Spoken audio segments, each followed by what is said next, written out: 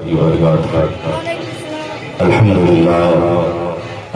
لله رب العالمين والعاقبة للمتقين والصلاة والسلام على سيد المرسلين وعلى آله وأصحابه أجمعين أما بعد فأعوذ بالله من الشيطان الرجيم بسم الله الرحمن الرحيم إنك لعلى خلق عظيم آمنت بالله صدق الله العظيم وبلغنا رسوله النبي الأمين الكريم ونحن على ذلك لمن الشاهدين والشاكرين والحمد لله رب العالمین۔ بعد توحید کے متوالوں، شمع رسالت کے پروانوں، غوث و رضا کے دیوانوں، آئیے خلوص و احترام کے ساتھ بارگاہ رسالت مآب صلی اللہ علیہ وسلم میں درود پاک کا نذرانہ پیش کرے۔ پڑھے باوز بلند اللہم صلی علی سیدنا مولانا محمد بارک وسلم صلو علیہ صلاۃ و سلام علیک یا رسول اللہ صلی اللہ تعالی علیہ وسلم۔ حضرات گرامی، آج کی محفل نور کو محب گرامی بادشاہ بھائی نے اپنے بیٹے کی ختنہ کے موقع پر اس محفل نور کا انعقاد کیا ہے۔ اللہ تعالیٰ اس بزم پاک کے صدقے میں ان کے بیٹے کو جلد سے جلد صحت کاملہ واجبہ عطا فرمائے۔ ممبر نور پہ ہماری جماعت کے ایک عظیم شاعر اور ایک عظیم نقیب ممبر نور پہ جلوہ بار ہیں، خصوصیت کے ساتھ نقاز قوم ملت نقیب اہل سنت حضرت حافظ قاری نور محمد صاحب کی بلواہدی، شہنشاہ ترنم حضرت قاری نفیس رضا صاحب بلرام پوری، جن کی نعتیہ شاعری سے آپ حضرات محظوظ ہو رہے تھے۔ تھوڑی دیر کے لیے اس شور و گل میں آپ حضرات کی سماعتوں کی دہلیز پر حاضر ہوں۔ اللہ تعالی ہم سب کی حاضری کو قبول فرمائے۔ اس کائنات میں اللہ رب العزت نے بے شمار انبیاء و مرسلین کو مبعوث کیا، وہ نبی اس دنیا میں آتے رہے اور خدا کا پیغام بندوں تک پہنچاتے رہے۔ سب کے اخیر میں پروردگار عالم نے اپنے پیارے نبی حضور محمد رسول اللہ صلی اللہ تعالی علیہ وسلم کو عرب کی دھرتی پر مبعوث کیا۔ آپ کو معلوم ہے کہ پیغمبر ایسے وقت میں اس دنیا میں تشریف لائے جبکہ ایک انسان جانور سے بھی بدتر بن چکا تھا۔ وہ چلتا پھرتا انسان نظر آ رہا تھا، لیکن ان کا برتاؤ، ان کا اخلاق و کردار جانوروں سے بھی زیادہ گر چکا تھا۔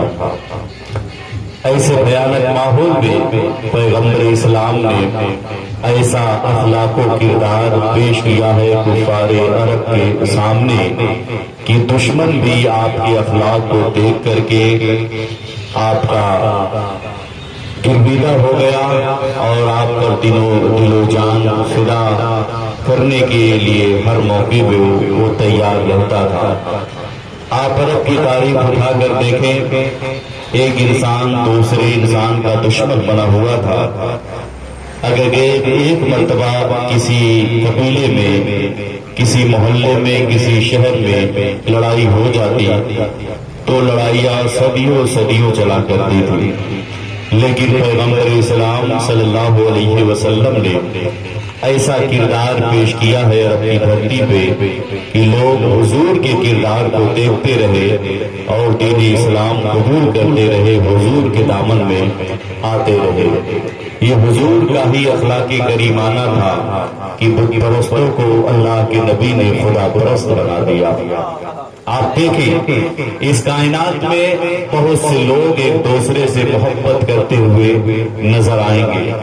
کوئی کسی سے اس لیے محبت کرتا ہے کہ اس سے اس کا فائدہ ہونے والا ہوتا ہے، کسی مفاد کی وجہ سے آدمی ایک دوسرے سے محبت کرتا ہے۔ بہت سے لوگ کسی سے اس لیے محبت کرتے ہیں کہ ان کے مزاج میں کڑوا پن ہوتا ہے، وہ سخت ہوتے ہیں، وہ ظلم و ستم کا بازار گرم کرتے ہیں تو لوگ ڈر کے مارے اس انسان سے دکھاوے کے لیے محبت کرتا ہے۔ اس دنیا میں کوئی بھی کسی سے محبت کرتا ہے تو کسی نہ کسی اغراض و مقاصد کے تحت محبت کرتا ہے، لیکن کائنات میں ایک ہی ایسی ذات ہے جو اللہ کے بندوں سے نہ کسی اغراض و مقاصد کی وجہ سے محبت کرتے ہیں، نہیں بلکہ وہ نبی کریم علیہ الصلوۃ والسلام کی ایک ایسی ذات تھی کہ اللہ کے نبی نے کسی سے محبت کسی مفاد کے لیے نہیں کیا ہے، بلکہ ان کی بارگاہ میں اپنا ہو یا غیر ہو، میرے نبی نے سب کے لیے اپنا دامن کشادہ فرما دیا۔ میرے نبی نے اپنے در سے کسی کو بھگایا ہی نہیں۔ یہ اور بات ہے کہ کچھ لوگ خود ہی دور ہو کر کے بدبخت بن گئے۔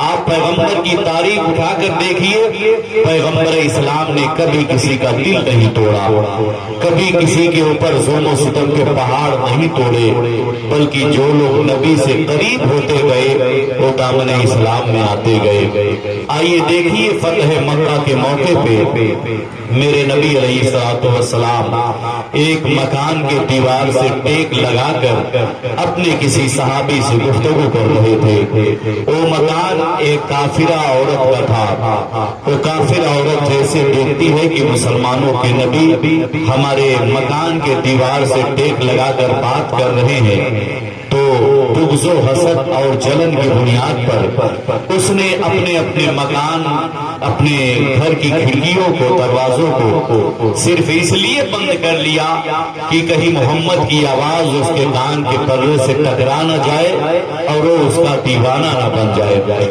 اسی بنیاد پر جلن اور حسد کی وجہ سے اپنے مکان کی کھڑکیوں کو بند کر لیا۔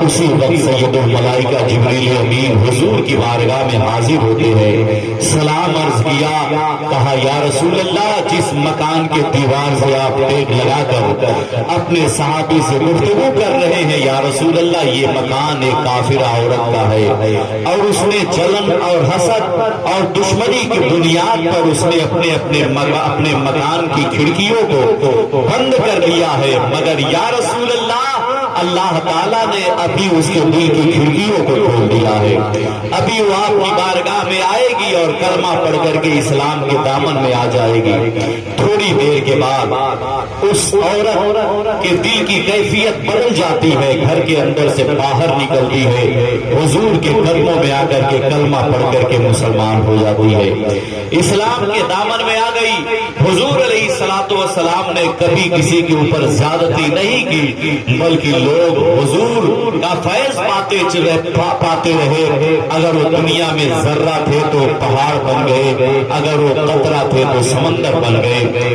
آئیے پیغمبر اسلام علیہ الصلوۃ والسلام کا اخلاق کریمانہ دیکھیے کہ پیغمبر نے کبھی کسی کو نہیں ستایا ہے۔ یہ اور بات ہے کہ عرب کی دھرتی پہ میرے حضور کو بہت ستایا گیا تھا۔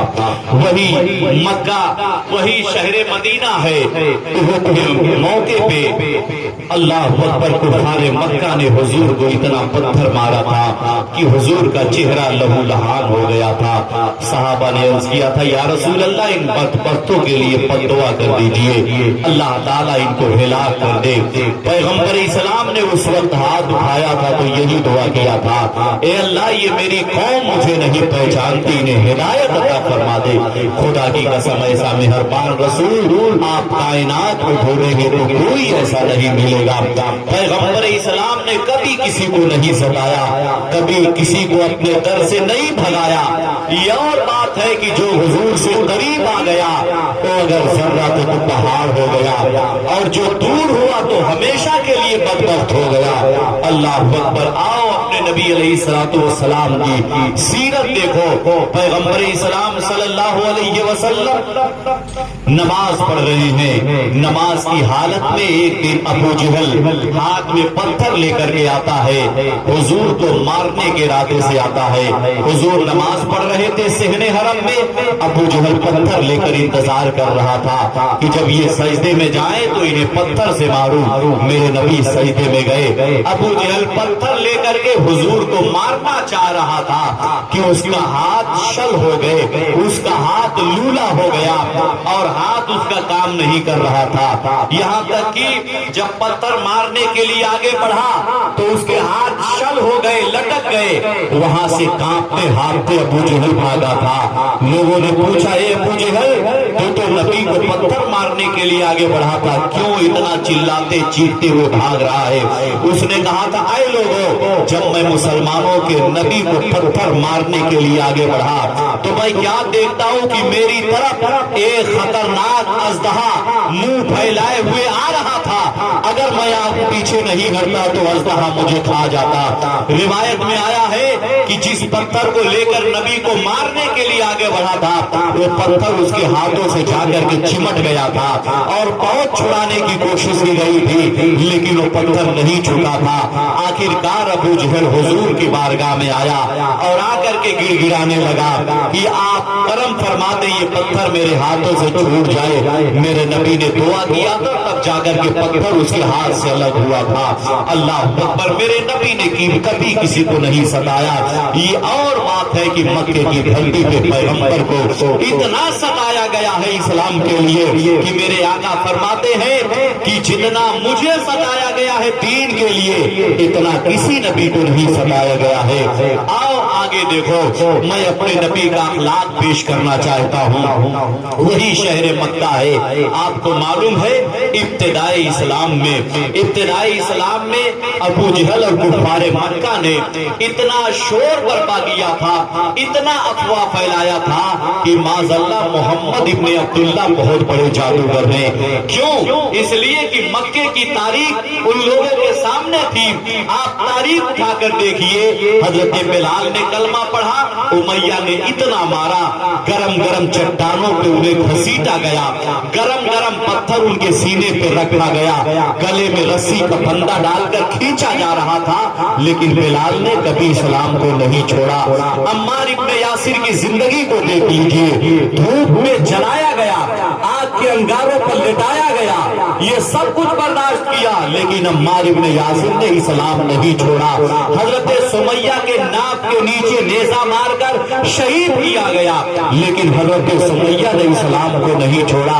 آپ آگے بڑھیے، تاریخ اٹھا کر دیکھیے، حضرت خباب کو آگ کے جلتے ہوئے انگاروں پر لٹایا گیا لیکن حضرت خباب نے اسلام نہیں چھوڑا۔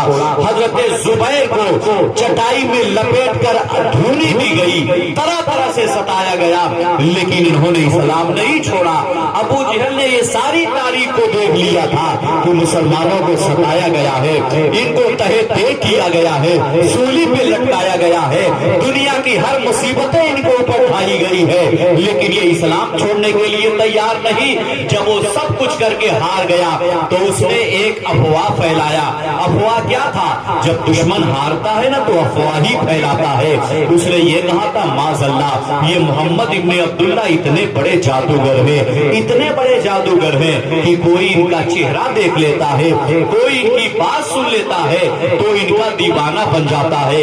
یہ مکے میں شور ہو گیا، یہاں تک کہ اگر میرے نبی کسی گلی سے گزرتے تو کفار مکہ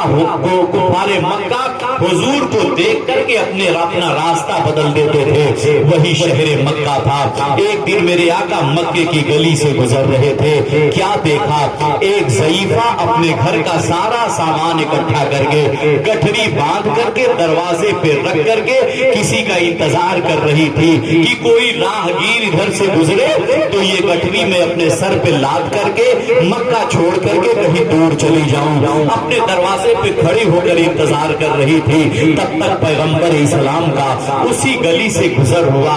اس ضعیفہ نے حضور کو دیکھا، حضور کو پہچانتی رہی تھی، حضور کو دیکھا تو قریب بلایا، کہا بیٹے ذرا قریب آ جاؤ۔ میرے نبی قریب آ گئے، وہ کہتی ہے بیٹے ذرا یہ گٹھڑی میرے سر پہ اٹھا دو۔ میرے آقا فرماتے اماں تو کہاں جا رہی ہے سامان لے کر کے؟ اس نے کہا اے بیٹا ہم نے سنا ہے کہ مکے میں ایک محمد ابن عبداللہ ہے جس نے نبوت کا دعویٰ کیا ہے، وہ بہت بڑا جادوگر ہے، اتنا بڑا جادوگر ہے کہ اگر کوئی اس کو دیکھ لیتا ہے یا اس کی آواز سن لیتا ہے تو پھر اس کا دیوانہ بن جاتا ہے، اس کا دین دھرم قبول کر لیتا ہے، اپنے باپ دادا کا دین چھوڑ دیتا ہے۔ اے میرے بیٹے بس یہی سوچ کر کے میں مکہ کو چھوڑ رہی ہوں، کہیں اس کی نظر مجھ پہ نہ پڑ جائے اور پھر میں بھی اپنے باپ دادا کا दीन छोड़ करके कहीं उसका दीन धर्म न कबूल कर लूं। मेरे प्यारे नबी इतना सुनते हैं, मुस्कुराते हैं। उसके बाद पैगंबर ने उसकी गठरी को उठाना चाहा है, तो जब गठरी उठाया पैगंबर ने तो देखा कि गठरी बड़ा वजन था, और बुढ़िया को देखा तो बुढ़िया बहुत कमजोर थी। पैगंबर ने कहा, अम्मा अगर इजाजत दो तो ये तुम्हारी गठरी तुम्हारे मंजिल मकसूद तक पहुंचा दूं। वो कहती है, बेटा इससे बढ़कर के और क्या हो सकता है। आज मेरे पास कोई सहारा नहीं है, न मेरा कोई बेटा है, न कोई और है। अगर ये मेरी गठरी मेरे मंजिल मकसूद तक पहुंचा दोगे, इससे बढ़कर के और अच्छी, इससे बढ़कर के बेहतर और क्या हो सकता है। पैगंबर इस्लाम सल्लल्लाहु अलैहि वसल्लम ने बुढ़िया की गठरी को उठाया है। आगे आगे वो बूढ़ी चल रही है, जो बेसहारा है आगे आगे चल रही है, जो बेसहारों का सहारा है वो पीछे पीछे चल रहा है। अल्लाह अकबर, अल्लाह अकबर। मेरे आका रास्ते में उस बुढ़िया से मीठी मीठी बातें करते जा रहे थे, यहाँ तक कि उस बुढ़िया का वो जगह करीब आ गया जहाँ पे उसको जाना था।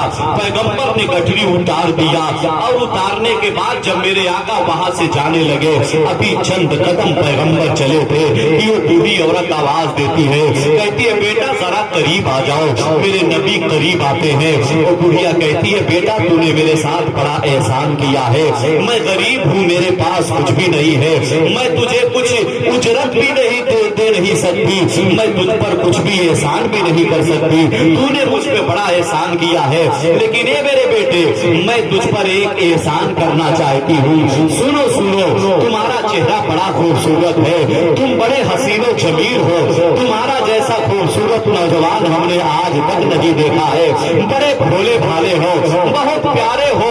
सुनो सुनो, जिस मोहम्मद के डर से मैंने मक्का इसलिए छोड़ा है कि कहीं उसका जादू मुझ पर न चल जाए। ए मेरे बेटे तुम बहुत भोले भाले हो, बहुत प्यारे हो, तुम उसके करीब न जाना, कहीं उसका जादू तुझ पर भी न चल जाए। जैसे ही बुढ़िया ने इतना कहा है, मेरे नबी मुस्कुराते हैं और कहते हैं, अम्मा सुन लो, जिस मोहम्मद के डर से तूने मक्का छोड़ा है, मैं ही मोहम्मद इब्ने अब्दुल्ला हूँ, मुझी को लोग जादूगर कहा करते हैं। जैसे ही पैगंबर ने इतना कहा है, वो बूढ़ी औरत कहती है, क्या वाकई आप मोहम्मद इब्ने अब्दुल्ला है? मेरे आका फरमाते हैं, हाँ मैं ही मोहम्मद इब्ने अब्दुल्ला हूँ। वो बूढ़ी औरत कहती है, तब तो फिर आपका जादू मुझ पे चल गया, अब कलमा पढ़ाइए, इस्लाम में दाखिल करिए। अल्लाह अकबर। मेरे नबी ने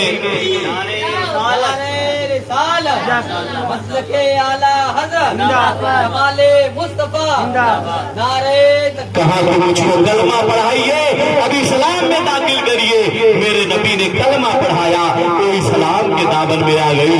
पैगंबर ने कौन सा हथियार दिखाया था, कौन जुल्म सितम का पहाड़ उसके ऊपर तोड़ा था? नहीं मुसलमानों, पैगंबर ने वो किरदार और अखलाक पेश किया था जिसके बारे में रब ने फरमाया, इन्नका लअला खुल्किन अज़ीम, कि ऐ महबूब आप बड़े अखलाक वाले हैं, आपका अखलाक बहुत मजबूत है, बहुत अजीम शान अखलाक आपके पास है। वही अखलाक व किरदार जो मेरे नबी ने अरब की धरती पे पेश करना शुरू किया है। लोग नबी के अखलाक को देख देख करके इस्लाम के दामन में आते रहे। जरूरत इस बात की है, हमने नबी की सीरत को देखी है। ऐ लोगों, कायनात में नबी की सीरत हमारे लिए बेहतरीन मिसाले राह है। अगर हुजूर के किरदार पे आज हम भी चलना शुरू कर दे तो खुदा की कसम आज कुछ भी कहने की जरूरत नहीं पड़ेगी। लोग इस्लाम के दामन में आते हुए नजर आएंगे और हर घर में एक इस्लामी माहौल पैदा होगा। कभी कोई लड़ाई नहीं होगी, कभी कोई नाइत्तेफाकी नहीं होगी, कभी कोई केस मुकदमा नहीं होगा। अरब वाले मिसाल दिया करते थे, यार पड़ोसियों के साथ कैसे रहना है, मोहम्मद इब्ने अब्दुल्ला से सीख लो। बीवी के साथ कैसे रहना है, मोहम्मद इब्ने अब्दुल्ला से सीख लो। पैगंबर ने ऐसा किरदार पेश किया है। अल्लाह अकबर। आओ देखो, वही अरब की धरती है। अल्लाह अकबर। उसी मक्के में एक औरत थी जो बड़ी पकाऊ औरत थी। जब किसी से बात करना शुरू करती तो उसकी बात ही खत्म नहीं होती थी। कुछ लोग होते हैं ना कि जब वो शुरू कर देते हैं तो खत्म होने का नाम ही नहीं लिया करते, और ऐसे लोगों से लोग दूर भागा करते हैं, जल्दी उनकी बातें सुनना पसंद नहीं करते। एक दिन मेरे आका अलैहिस्सलातु वस्सलाम की बारगाह में औरत आती है, कहा ये मोहम्मद इब्न अब्दुल्ला आपसे कुछ बातें करनी है। मेरे नबी ने कहा कि चलो बात करो। वो कहती है नहीं, जरा मैदान में चलिए। अल्लाह अकबर, हुजूर को काशाने नबूवत से निकाल करके मैदान में लेकर के आती है। हुजूर उसी तरह चलते रहे मैदान में, वो बात करती रही, बात करती रही। हजरत उमर फारूक दूर से खड़े होकर देख रहे थे और दिल ही दिल में उस औरत पे गुस्सा हो रहे थे कि नबी को कितना तकलीफ दे रही है, इतनी चिलचिलाती धूप है और मैदान में हुजूर से बात कर रही है। यहाँ तक कि औरत बात करती रही, बात करती रही, बहुत देर गुजर गए। यहाँ तक कि जब वो खुद थक गई तो उसने खुद ही बात को बंद किया और बात बंद करके वहां से जाने लगी।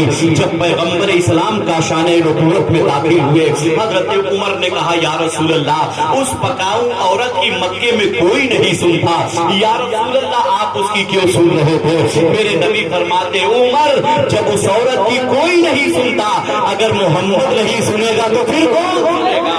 अल्लाह अल्लाह, ऐसा अखलाक और किरदार है दुनिया में तो किसी का लाओ पेश करो मुसलमानों। पैगंबर का अखलाक बड़ा अजीम शान था। आओ देखो, हुजूर अलैहिस्सलातु वस्सलाम मस्जिद नबवी शरीफ में आराम, मस्जिद नबवी शरीफ में मौजूद थे। सहाबा का झुर्मुट था। तो मेरे आका ने क्या देखा, एक दिन सुबह सुबह मस्जिद नबवी शरीफ के किनारे चंद मुसाफिर परेशान खड़े थे। मेरे आका अलैहिस्सलातु वस्सलाम उन मुसाफिरों के करीब गए, जाकर के देखा कि ये लोग हैरान और परेशान हैं। आका ने फरमाया तुम लोग कौन हो? उन लोगों ने कहा कि हम लोग मुसाफिर हैं और हम लोग थक गए हैं चलते चलते और हम लोग आज यहाँ ठहरना चाहते हैं। और उन लोगों ने ये भी बता दिया कि हम लोग मुसलमान नहीं हैं। अल्लाह अकबर। और कहा कि हम लोग मुसलमान नहीं हैं, मुसाफिर हैं, चलते चलते थक गए हैं और आज हम यही ठहरना चाहते हैं। अल्लाह अकबर। मेरे नबी अलैहिस्सलातु वस्सलाम ने सहाबा को बुलाया, सहाबा करीब आए। हुजूर ने फरमाया ओ मेरे सहाबा, तुम में से एक एक आदमी इन मुसाफिरों को अपने अपने घर ले जाए और खाने पीने सोने का इंतजाम कर दे। सारे सहाबा ने एक एक मुसाफिरों को ले लिया और ले जाकर के उनको खाना खिलाया, सुलाया। एक शख्स बच गया जिसको किसी सहाबी ने अपने घर ले जाना गवारा न किया, वो शख्स बच गया। मेरे नबी ने देखा कि इस आदमी को कोई नहीं लेकर गया है, तो पैगंबर ने कहा ए शख्स चल तू मेरा मेहमान बन जा, मेरे घर चल, मेरा मेहमान बन जा। अल्लाह अकबर। नबी जिसको मेहमान बना ले फिर उसकी किस्मत का क्या पूछना। नबी ने उसको मेहमान बना लिया। याद रखे मुसलमान नहीं था, काफिर था, मेहमान बना लिया। हुजूर के घर उस आदमी को ले जाया गया। एक बकरी का दूध धो करके उस आदमी को दिया गया, उसने पी लिया। फिर दूसरे बकरी का दूध धो करके दिया गया, उसने वो भी पी लिया। फिर तीसरे बकरी का दूध धो करके दिया गया, उसने पी लिया। यहाँ तक कि 7 बकरियों का दूध वो अकेले पी गया। 7 बकरियों का दूध वो अकेले पी गया, इसीलिए सहाबा उसे नहीं ले जा रहे थे। 7 बकरियों का दूध पी लिया और जब उसे खाना दिया गया तो सारे घर का खाना अकेले ही खा गया। यहाँ तक कि हुजूर के घर वालों के लिए कुछ भी नहीं बचा। शाम हो गई तो उसके लिए बिस्तर लगा दिया गया। हुजूर ने कमरे का दरवाजा बाहर से बंद कर दिया। अल्लाह अकबर। रात गुजरी, बहुत ज्यादा खा लिया था। रात में उसके पेट में दर्द हुआ, पेट में खराबी पैदा हुई। रात में ख्वाब के आलम में उसने बिस्तर को नापाक कर दिया, बिस्तर नापाक हो गया। अब जब सुबह हुई तो बड़ा परेशान हो गया, सोचा कि अब क्या करूं, अब तो शर्मिंदगी होगी, अब तो हमारी बेइज्जती होगी। पैगंबर बाहर से समझ गए कि ये परेशान हो गया है। मेरे नबी अलैहिस्सलातु वस्सलाम का अखलाक देखो, खुदा की कसम, हुजूर ने कभी किसी को तकलीफ नहीं दिया है। आज हम भी तो जरा, हम तो ये चाहते हैं कि इसकी इज्जत उछाल दे, किसको हम जलील कर दे, किसको हम रुसवा कर दे। मेरे नबी समझ गए कि अब कमरे के अंदर परेशान हो गया है, ये शर्मसार हो गया है। जब सुबह हुई ना तो हुजूर चुपके से गए और धीरे से जाकर के दरवाजा का कुंडी खोल करके मेरे नबी दरवाजे के पीछे छुप गए। जब दरवाजा खोल दिया तो चुपके से वो आदमी बाहर निकल करके चारों तरफ देखा कि कोई देख तो नहीं रहा है। جب دیکھا کہ کوئی دیکھ نہیں رہا ہے تو چھوٹے سے جلدی سے نکل کر کے وہاں سے بھاگ گیا، بھاگ کر کے دور چلا گیا۔ صبح ہوئی، اس کے بعد صحابہ اندر گئے تو کیا دیکھا، آ کر کے حضور کی بارگاہ میں کہا یا رسول اللہ، رات والا مسافر صبح ہوتے ہی بھاگ گیا اور اس نے بستر اور چادر کو یا رسول اللہ ناپاک کر دیا ہے۔ میرے نبی مسکراتے ہیں، حضور نے فرمایا کہ وہ چادر بستر لاؤ، میں اپنے ہاتھ سے دھلوں گا۔ اللہ اکبر۔ صحابہ نے کہا اے میرے آقا، ہم آپ کے غلام ہیں، غلام کے رہتے ہوئے آقا اس چادر کو نہیں دھل سکتا، یا رسول اللہ ہم اس چادر کو دھلیں گے۔ پیغمبر فرماتے نہیں نہیں، وہ میرا مہمان تھا، میں ہی اس چادر کو دھلوں گا۔ آخرکار پیغمبر اپنے ہاتھوں سے اس چادر کو دھل رہے تھے۔ جب وہ کچھ دور گیا آدمی تو اس کو یاد آیا کہ اس کے گلے کی تعویذ جو بڑی قیمتی تھی وہ کاشانہ نبوت میں چھوڑ آیا تھا۔ اللہ اکبر۔ اب سوچتا ہے کیا کروں، اگر جاؤں گا تو شرمندگی ہوگی اور کہیں محمد ابن عبداللہ مسلمانوں کے نبی مجھے مارے اور ڈانٹے نہ، اور اگر نہیں جاتا ہوں تو تعویذ ہاتھ سے چلا جائے گا۔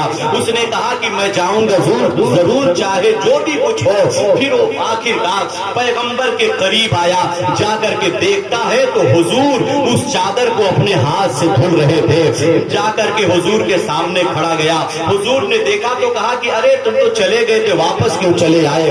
اس نے کہا کہ میرے گلے کی تعویذ یہیں پہ چھوٹ گئی تھی، اسی کو لینے کے لیے آیا ہوں۔ پیغمبر نے جیب سے تعویذ نکالی اور اس کو دے دیا۔ اللہ اکبر۔ جب اس نے حضور کا اخلاق کریمانہ دیکھا کہ جس بستر کو میں نے ناپاک کیا تھا، ساری کائنات کے مالک و مختار اپنے دست مقدس سے اس بستر کو، چادر کو دھل رہے تھے، حضور کا یہ اخلاق دیکھ کر کہنے لگا اے محمد ابن عبداللہ، آپ نے صرف چادر ہی نہیں دھلا ہے بلکہ میرے اندر سے کفر کی ناپاکی کو بھی دھل دیا ہے۔ اب کلمہ پڑھائیے، اسلام میں داخل کریے۔ میرے نبی نے اسے کلمہ پڑھایا، اسلام میں۔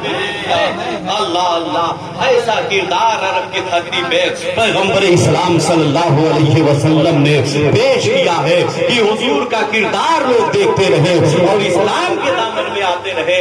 اے لوگوں، ہم حضور علیہ الصلوۃ والسلام کے دیوانے ہیں، حضور کے امتی ہیں، ہمیں بھی چاہیے کہ ہم اپنا کردار پیش کریں، ہم اپنا کردار اپنے گھروں میں پیش کریں، اپنے ماں باپ کے ساتھ پیش کریں، اپنے بھائی بہن کے ساتھ پیش کریں، اپنی بیوی بچوں کے ساتھ پیش کریں۔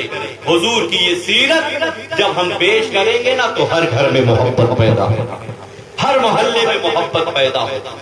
کوئی پڑوسی ہے تو اس کے ساتھ حسن سلوک کرو، چاہے جیسا پڑوسی ہو۔ بلکہ میرے حضور نے تو یہاں تک فرما دیا کہ وہ مسلمان نہیں جس کی شرارتوں سے اس کا پڑوسی محفوظ نہ ہو۔ حضور نے یہاں تک فرمایا المسلم من سلم المسلمون من لسانہ و یدہ، مسلمان وہ ہے جس کی زبان اور ہاتھ سے دوسرے مسلمان محفوظ رہے۔ حضور نے یہ ہمیں تعلیم دی۔ تو اے لوگوں، ہمیں محبت کا پیغام دینا، ہمیں دوسرے سے محبت کرنا۔ میرے حضور نے تو یہاں تک فرمایا اے لوگوں، گوشت بناؤ تو شوربہ بڑھا لیا، گوشت بناؤ تو سالن بڑھا لیا کرو، اور ایک پیالہ اپنے پڑوسی کو بھی دے دیا گیا۔ ایسا کیوں؟ ایسا ہم کریں گے تو انشاءاللہ پڑوسی سے محبت پیدا ہوگی۔ جب محبت پیدا ہوگی تو انشاءاللہ گھروں میں برکتیں پیدا ہوگی۔ اسلام تو ایسا سچائی اور پاکیزگی والا مذہب ہے۔ اسلام تو یہاں تک کہتا کہ راستے میں اگر کوئی تکلیف دینے والی چیز ہے تو اس کو ہٹا دو، یہ عبادت ہے، یہ ثواب کا کام ہے۔ حضور نے تو یہاں تک فرمایا کہ پھل کھا کر کے چھلکا دروازے پہ نہ پھینکا۔ کیوں؟ کہیں پڑوسی کے بچے دیکھ لیں گے تو بھی اپنے باپ سے سوال کر دیں گے کہ ہمیں بھی پھل کھانا ہے۔ حضور نے تو یہاں تک فرمایا کہ اپنے مال کو غریبوں کے سامنے نمائش نہ کرو۔ اور ہمارا اور اب کا معاملہ کیا ہے؟ شادی بیاہ میں دیکھ لیجیے، شادی بیاہ میں کیا دکھاوا ہوتا ہے۔ ہم اپنے شادی بیاہ میں کوئی 25 گاڑی لے گیا، کوئی 50 گاڑی لے گیا، یہ سب دکھاوا۔ کوئی موٹر سائیکل مانگ رہا ہے جہیز میں، کوئی کار مانگ رہا ہے، کوئی کچھ بھی مانگ رہا ہے، یہ سب دکھایا۔ اور یاد رکھو، دکھاوا پہ کوئی ثواب ملنے والا نہیں ہے بلکہ عذاب ملنے والا۔ اے لوگوں، اپنے پیسوں کو بچاؤ، اور اپنے پیسوں کو صحیح جگہوں پہ خرچ کرو، اپنے اولادوں کی تعلیم پہ خرچ کیا کرو۔ یاد رکھو، اولادوں کی صحیح تربیت کرنا یہ والدین کی ذمہ داری ہے۔ اللہ کے نبی نے فرما دیا کہ ماں کے قدم کے نیچے جنت ہے۔ اتنا بڑا مقام اللہ کے نبی نے ماں کو عطا فرما دیا کہ اولاد کے لیے بتا دیا ماں کے قدم کے نیچے جنت ہے۔ تو یاد رکھے کہ ان ماؤں سے بھی کل قیامت کے دن پوچھا جائے گا، جب تمہارے قدموں کے نیچے جنت رکھا گیا تو تو نے اپنی اولادوں کی کیسی تربیت کی؟ جو آج بچے نالائق ہوتے ہیں، ماں باپ کو ستاتے ہیں، تو صرف بیوی کی ہی غلطی نہیں ہوتی ہے، کہیں نہ کہیں وہاں پہ والدین بھی ذمہ دار ہوتے ہیں۔ میرے حضور نے فرمایا کہ بچوں کے لیے ماں کی گود یہ پہلا مدرسہ ہے۔ جب ماں کے قدم کے نیچے جنت رکھا ہے تو ماں کو ذمہ داری بھی دی گئی ہے، یہ بچوں کے لیے پہلا مدرسہ کہا گیا ہے۔ اگر اس پہلے مدرسے میں بچہ صحیح تربیت نہیں پایا، اس کی صحیح تربیت نہیں ہوئی، تو آگے چل کر کے چاہے کسی کالج یا یونیورسٹی میں ڈال دے، وہ بچہ صحیح تربیت پا نہیں سکتا۔ کیونکہ جب کوئی چیز شروع میں اس کا دھیان دیا جائے، شروع میں دھیان دیا جائے تو پھر وہ صحیح چلتا ہے۔ جیسے ارمان بھائی نے اپنے پیڑ کا دھیان نہیں دیا تو وہ رکوع میں جا رہا ہے، نہ جانے کب وہ سجدے میں چلا گیا۔ شروع میں اگر اس کو ٹیکا اوکا لگا کر کے سیدھا کر دیا گیا ہوتا تو سیدھے گیا ہوتا، لیکن اب وہ چاہے بلی لگا دے چاہے کچھ بھی کر دے، اب اس کو جانا ہے تو جانا ہے۔ تو اسی طرح بچے جب چھوٹے ہیں تو صحیح تربیت ان کی بچپن ہی سے کیا جائے۔ جب وہ 10-12 سال کے ہو جائیں گے تب تو بگڑ جائیں گے، پھر اگر ان کے ہاتھوں سے وہ موبائل ہم چھینیں گے تو کہیں دھمکی دیں گے کہ ہم ممبئی بھاگ جائیں گے، ہم کہیں ٹرین سے کٹ جائیں گے، ہم چلے جائیں گے، زندگی بھر واپس آئیں گے۔ ہوتا ہے نا، ذرا اپنے بچوں کو ڈانٹ کر دیکھیے جو 15-16 سال کے ہو گئے، جن کے پاس ذرا پنکھ جام گیا اڑنے کے لیے، وہ یہی دھمکی دیں گے بھاگ جائیں گے، ہم چلے جائیں گے کہیں ہم۔ تو اے لوگوں، بچپن ہی سے ان کو صحیح تربیت کیا جائے، صحیح تربیت، اللہ رسول کا نام لینے کا ڈھنگ سکھایا جائے، بولنے کے قابل ہو جائیں تو انہیں قرآن کی تعلیم دیا جائے۔ لیکن آج ہم قرآن کی تعلیم سے بہت پیچھے ہیں۔ یہی وجہ ہے کہ گھر میں برکتیں نہیں ہے، موبائل دیکھنے والے تو سب ملیں گے، قرآن پڑھنے والے کوئی نہیں۔ اور بہت سے لوگ تو ایسا ہوتا ہے کہ جب قرآن رکھے پرانا ہو جاتا ہے، پڑھنے کے قابل نہیں رہتا تو لا کر کے مسجد میں لوگ رکھ دیتے ہیں، مسجد میں رکھ دیتے ہیں۔ یہ ماحول ہو گیا ہے، یعنی قرآن شریف کو بھی گھر میں رکھنا گوارا نہیں کرتے۔ یاد رکھو، یہ اللہ کے عذاب کو دعوت دینا ہے۔ آپ کے گھر میں 20,000 کی LCD رہ سکتی ہے، 50,000 کی موبائل رہ سکتی ہے، قرآن اپنے گھر میں نہیں رہ سکتے۔ یہ ہمارا نظریہ ہے، یہ حال ہے ہمارا۔ یہی وجہ ہے کہ ہم پریشان ہو رہے ہیں، ہماری زندگی کیسے گزر رہی ہے۔ اے لوگوں، اپنی اولادوں کو صحیح تربیت دو۔ ماں اپنے بچوں کو گود میں لے کر کے درود شریف پڑھا کرے، قرآن کی تلاوت کیا کرے، اور خبردار اولاد کے سامنے، بچوں کے سامنے کبھی بھی نہ شوہر بیوی کو گالی دے، نہ بیوی شوہر کو گالی دے۔ بچوں کے سامنے صحیح باتیں کرے، اچھی باتیں کرے، کیونکہ ان کا ذہن بالکل سفید کپڑے کی طرح ہوتا ہے۔ جو رنگ اس پہ چڑھایا جائے گا وہی رنگ چڑھے گا۔ جو آپ کہیں گے، بچہ ماں باپ سے زیادہ قریب ہوتا ہے، وہ ماں باپ کی زیادہ نقل کیا کرتا ہے۔ اس لیے ماں باپ کو چاہیے کہ 5 وقتہ نماز پڑھے، قرآن کی تلاوت کرے، تو انشاءاللہ یہ بچے بھی مسجد کے نمازی ہوں گے، میدان کے غازی ہوں گے۔ اور اگر ماں باپ 11 بجے 12 بجے 1 بجے رات کو فلم دیکھ کر کے سوئیں گے تو بیٹا صبح اٹھ کر کے مسجد میں نہیں جائے گا۔ اس لیے ضرورت اس بات کی ہے کہ ہم صحیح تربیت کریں، ورنہ یاد رکھو کل قیامت کے دن کوئی بچ نہیں پائے گا۔ اللہ ایک ایک بندے کو کھڑا کر کے پوچھے گا، بتا ہم نے تمہیں اولاد دیا تھا، تم نے اپنی اولاد کی تربیت کیسے کی؟ ایک حدیث میں حضور نے فرمایا تھا کہ ایک عورت 4 مردوں کو لے کر کے جہنم میں جائے گی۔ شوہر سے اس کی بیوی کے بارے میں پوچھا جائے گا، بتا تو نے اپنے بیوی کی تربیت کیسے کی؟ شوہر تو بیچارہ بے پرواہ ہو گیا، تو بیوی کو پورا اختیار دے دیا ہے، جاؤ آپ مارکیٹ کر کے لاؤ، گھر میں لاؤ، اور یہ ادھر ادھر رہیں گے. یہ بہت بڑا المیہ مسلمانوں کا. آج جو بے پردگی بے حیائی ہو رہی ہے، شوہروں نے بیویوں کو بے لگام چھوڑ دیا، 20,000 کی موبائل دے دیا اور بے لگام چھوڑ دیا، جہاں جانا ہے جاؤ. تو کل قیامت کے دن ایک شوہر سے بھی اس کی بیوی کے بارے میں پوچھا جائے. ایک باپ بھی بے پرواہ ہو گیا، اپنی بیٹی کو کسی آگ میں چھوڑ دیا، جہاں جاؤ جاؤ، جو پڑھنا ہے پڑھو، کالج میں نام لکھوا دیا، آؤ جاؤ جو کرنا ہے جاؤ. لیکن کل قیامت کے دن ایک باپ سے بھی اس کی بیٹی کے بارے میں پوچھا جائے گا. ایک بھائی ہے تو کل قیامت کے دن اس کے بہنوں کے بارے میں سوال کیا جائے گا. سارے لوگ ذمہ دار ہیں، کوئی اللہ کی پکڑ سے بچ نہیں سکتا. اس لیے اے لوگوں اللہ سے ڈرو. رب تبارک و تعالیٰ نے فرمایا یا ایھا الذین آمنوا قوا انفسکم واہلیکم نارا وقودھا الناس والحجارہ. اے ایمان والو اپنے آپ کو اور اپنے گھر والوں کو جہنم کی آگ سے بچاؤ جس کا ایندھن آدمی اور پتھر ہے. دعا ہے رب قدیر اس محفل پاک کے صدقے میں اللہ تعالیٰ ہمارے بادشاہ بھائی کے بیٹے کو شفائے کاملہ وعاجلہ عطا فرمائے. استغفر اللہ ربی من کل ذنب و اتوب الیہ. لا الہ الا اللہ محمد رسول اللہ صلی اللہ علیہ وسلم.